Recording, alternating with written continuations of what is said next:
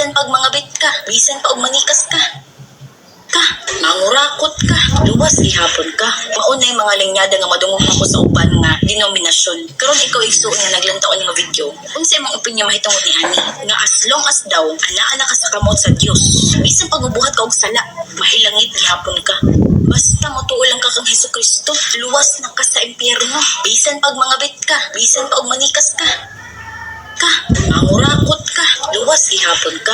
Maunay mga linyada nga madungog nako sa uban nga denominasyon. Karon ikaw igsuon nga naglantaon nga video. Unsa imong opinion mahitungod ni ani? Nga as long as daw ana ka sa kamot sa Dios, bisan pagbubuhat ka og sala, mahilangit gihapon ka. Atong taga-ag reaksyon ang iyang komentaryo. Matud pa niya nga mao daw kuno'y kasagaran niyang madunggan nga kumutuo lang ka kuno si Ginoo, dawat kaniya mahil bisa kunog mangurakot, magpakasala luwas gihapon. Mao kini ang number 1 nga akusasyon sa mga nagkalain-laing sikta diri sa Baptist. Kay ang iyang gipakutsadahan ani baptisman. Kay mao may nagtudlo og kaluwasang sigurado na dili matangtang. So ang ila manggod aning pagsabot nga ang kaluwasan kanang naagyoy kabahin ka nga moadto kang langit kay nagbinut-ang ka. So kini dako kaayo nga sayop kay musugotag sa dili guys. Dako kay na nga siya nga sayop, gitawag ta na og misunderstanding. Kung imong ayon og tuon ang Biblia, kini bayhana wa mo ni nagtuon og Biblia, igura gyud nagbasa-basa og Biblia og nahibalos Biblia, wa gyud nagtuon sa Biblia. Nga suman nga kita nahimugso diri sa kalibutan, makasasala na ta. Kanang pagpakasala diya normal na sa tao nga wala makadawat ni Kristo. Normal na sa mga tao nga wala nakabaton sa Espiritu Santo.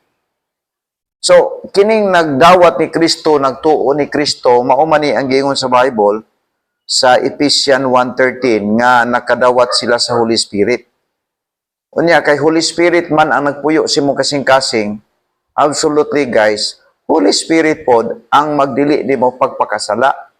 So sayop kining bayhana tungod lagi kay wala siya nagtuon. Ang Bible, in whom we have trusted, after that we heard the word of truth, the gospel of your salvation, in whom also after that believe, ye shall seal with that Holy Spirit of promise. So, katong nagdawat ni Kristo tinud-unay guys, gitagaan dahil sa Ginoo Holy Spirit, gitagaan siya bag Holy Spirit.